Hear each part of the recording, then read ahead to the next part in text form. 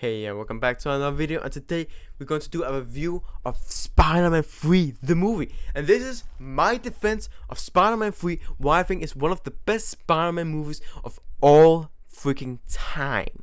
Of all time. I know I said almost 2 weeks ago that I would do it, but it's first now I got time to do it because I forgot it in the last live stream. But anyways, this is my defense of Spider-Man 3. Why is I think it's one of the best Spider-Man movies of all time, and why it's so much better than Spider-Man 2. So sorry if that is one of your favorite of them. I'm probably going to diss it a little bit in this movie. If you have already seen my ranking of every single Spider-Man movie, please go check it out in the description down below.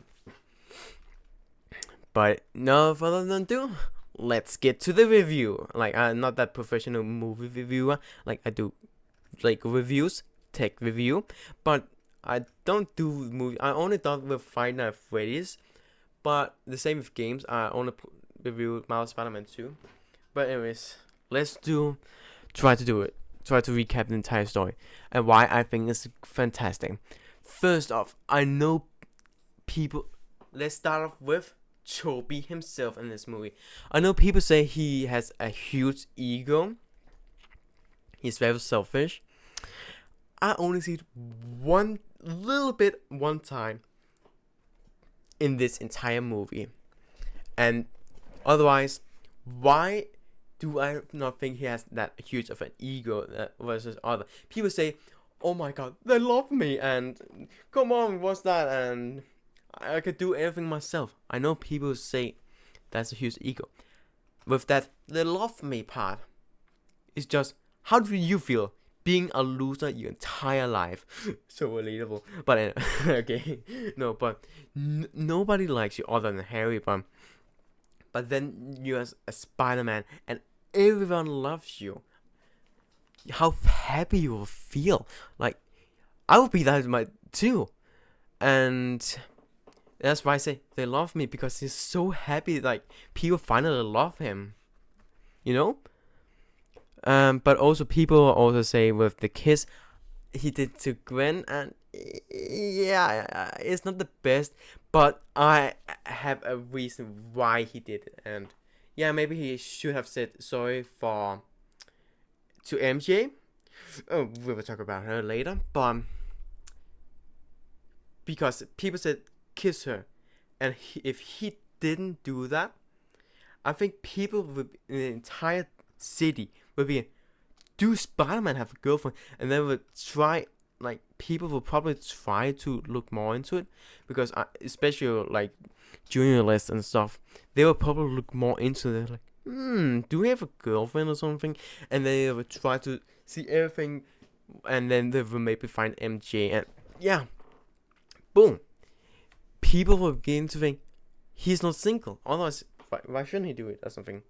That's not my theory. My game theory. But that, again, I can't say it's good, but yeah, it's maybe a little dumb. He just, was just a girl from class and didn't say sorry by that. But he doesn't think it's not a big deal. Like, it's Spider-Man. Like, it is not me, because I love you so much, MJ. That's why But again, I can't say it's the biggest defense by that part. But anyways, let's get more. Let's see. When also he just find out with Uncle Ben, the original killer was actually not the guy he chased down, but it was Sandman or Flint Marko. And people, some people I heard don't like he pushed MJ away because after that little fight and he tried to be with him. Some people, like, they think that's so out of character from him. Like, what the heck? No, people do that. When they're hurt, they want to be alone sometimes. They think they can do all the things by themselves, but they cannot always do that. Boom, there we go. And all the anger, and yeah, and then obviously as Bully Maguire, like, he does all those things, but that's because of the symbiote and all the anger that's been into him, and the symbiote abrades it on him, and he's just become, really annoying. And people also say this is, but we'll get to that later. But Peter gets more and more, like, but then he literally kills Sandman. Oh, he didn't actually kill him but like he wanted the revenge. But then he saw maybe I shouldn't be like this, and he think for a little while. And people say he should be more in. Yeah, I really also wanted to, but anyways. But then after like the breakup with MJ, like she broke off with him and stuff, and then he got it again and got absolutely emo style, did that dance scene, and I absolutely love that that scene so freaking much, and I just enjoy it so much. And also with and then he finally find out what like I can see his big ego. Again, I could see it a little bit earlier, but like I got something I caught myself there. That's the only time in the entire movie before the symbiote I see he got an ego, and then he takes Gwen to the bar or something. I don't know, I forgot, jazz club or whatever it was, where Andrew worked. Yeah, that's so dumb, honestly. But he also just beat Harry up, understandable, because again the symbiote, and yeah. But then he, and people also say it's probably one of the cringiest scenes in the entire movie. Yeah, but still can't stop smiling about it. It's just so funny. But and then he slapped MJ and stuff, and he finds out what happened to me. And takes the symbiote, and yeah, then Aunt May gave him the speech and stuff, and then he begins to fight on, and yeah, and that's pretty much it. Like his character in the entire movie, and I just enjoy it. Like he's finally back. He's finally free of the symbiote, and and he fights on, almost dying, trying to save MJ. Finds out Eddie was Venom, and then in the end he finds out with Sandman. With where is it? Where he forgives him because it wasn't intentional and stuff, and beautiful. He forgives him. He loses Harry, and yeah, beautiful. That's Peter, and he has basically no issue in this movie. I don't know what people are talking about. I just absolutely love it.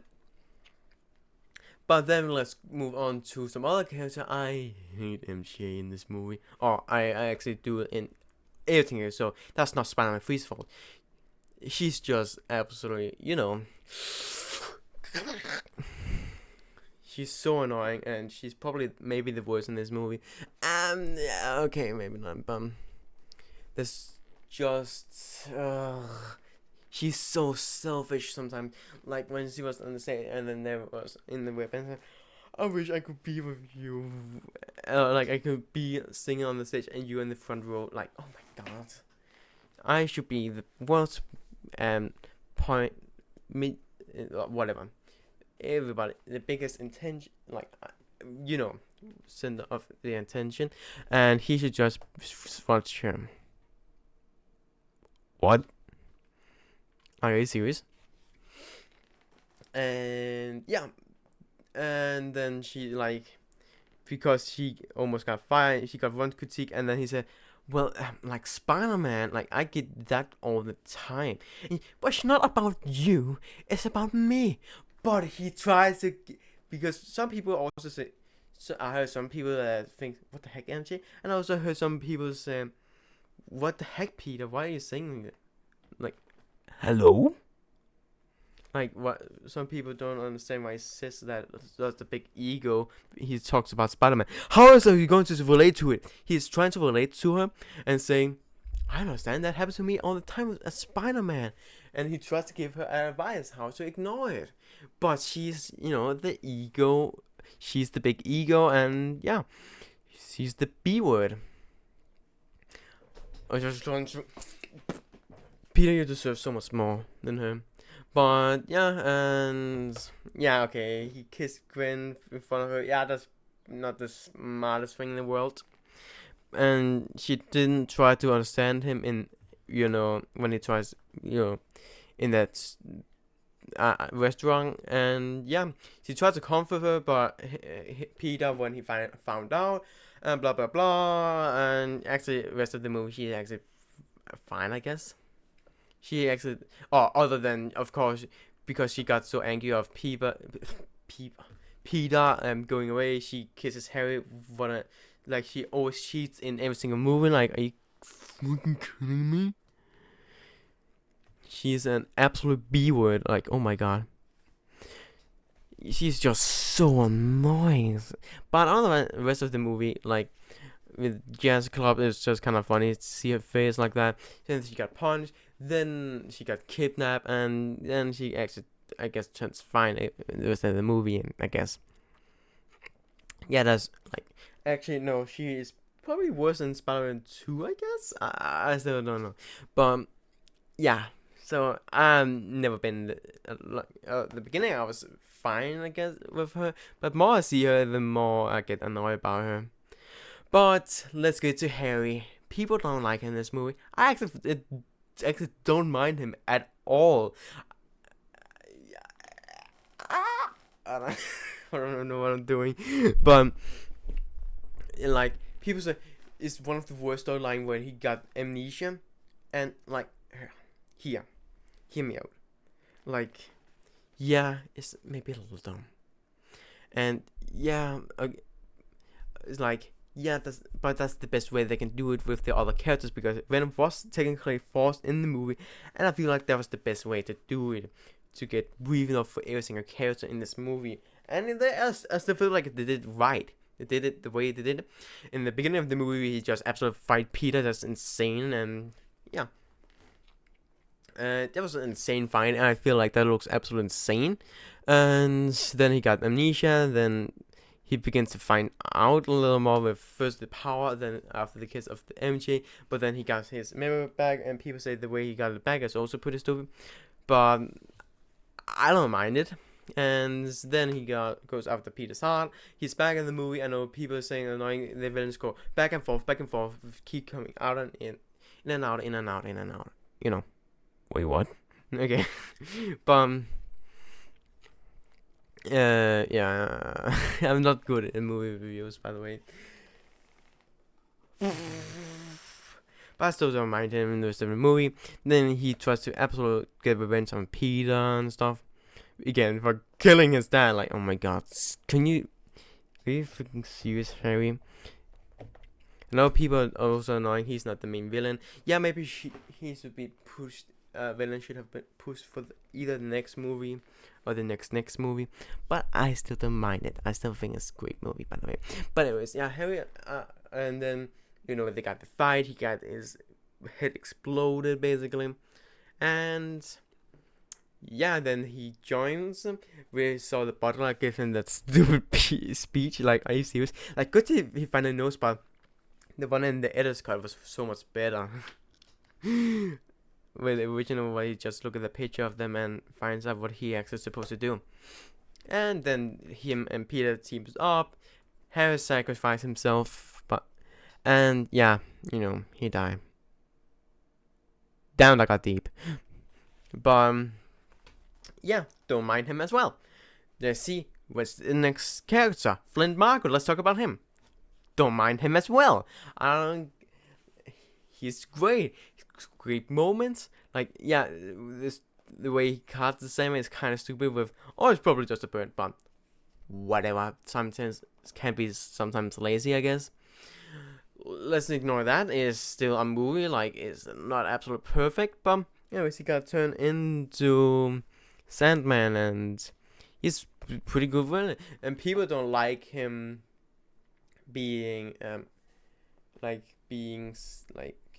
the Ben's killer. I think it's great. I just think it's great, and another reason why Peter turns into the symbiote makes him even more angry, and why he gets even more venom. And it's, again, the forgiveness and the end is just beautiful, and he did it just to save his daughter and stuff. Because that in America, like, Jesus Christ, the hospital bills is, oh man, I'm glad I'm living in Denmark again. Okay, but anyways, like, he's great in the movie. Like, the beautiful scene where he transformed to Sandman is just beautiful. And yeah, in the final, he was absolutely a beast in the end. And then he tries to talk to Peter, and he said, I know you probably won't forgive me, but I just want you to understand. And then Peter forgives him, and then he's finally free, and it's just so beautiful. It's beautiful. Now let's talk to Eddie. Let's talk about Eddie Brock / Venom, and you know the guy that was forced in this movie. I know, yeah, that's maybe a little annoying for some people. I absolutely love him. Eddie Brock, great, like an absolute parallel of Peter, kind of loser, kind of, but thinks he's the coolest guy in the world and stuff. He's in his own mind, but I'm dating your daughter Gwen Stacy, even though they only have like a coffee once. So stupid. But yeah, that guy's kinda dumb. But then he gets so mad, like Peter gets out on a date with Gwen. He also technically stole his job, but it was kind of his own fault.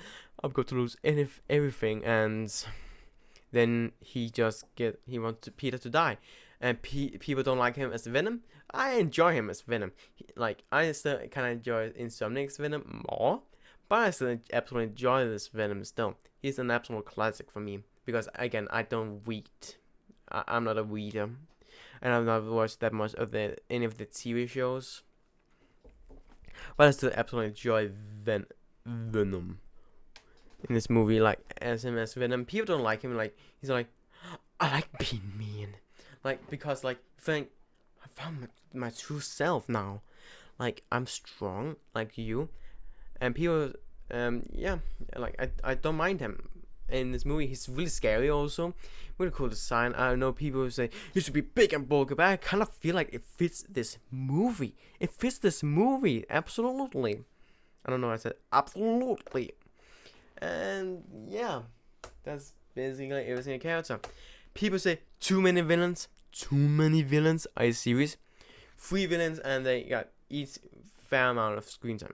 It's a villain, but I feel like another ending could have been, anyways, could maybe have been or something. Maybe, I don't know, but I will talk about that in the end. But anyways, too many villains. Let's go over to No Way Home. Doc Ock, Green Goblin, Sandman, Lizard, and Electro. 5 villains, but that's not too many villains. But Spider-Man 3 with 3 villains, that's too many. Really? Are we seriously that far down? Are we that far down? Are we seriously that far down? It happens to like this? What is this society we've become? Like, that is how... Like, what? What are you talking about, man? I don't know what... I feel like they were split evenly. I feel like you get impression of every single villain and how they feel in this movie. And can we also just talk about the visuals? Some part, yeah, I can kind of see CGI, like in the beginning fight. But other than that, this movie is such a step up from the 2 other movies. This movie looks absolutely beautiful compared to those 2 movies. Like, it's actually insane. Like, the Venom looks insane. Sandman looks insane in all the scenes. We could also just talk about the action scenes in this movie. They're so jam-packed with action scene. We get 1 with Venom. Technically 3 with Sandman. And 2 with Harry. 2 plus 1 plus 3. 6 fights. Are you serious right now? 6 fights. And they were all actually not that bad. They were some, like the final fight, the second one was with Sandman, and Harry's fight. Both of Harry's fight was great. The first with Sandman, probably not the best in the world. Like, it was only like a few seconds, but not that long. And also, I feel like Tobey's performance has been better in this movie. With his jokes, like in the 2 other movies, it feels really unnatural.